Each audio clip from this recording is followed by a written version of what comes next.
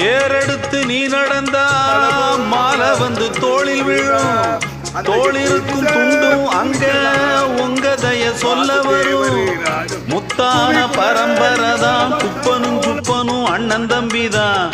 எல்லோரும் ஒரு முறைதான். ஏழையும் சாலையும் சரி சம்பந்தான். ஐயாவோட மான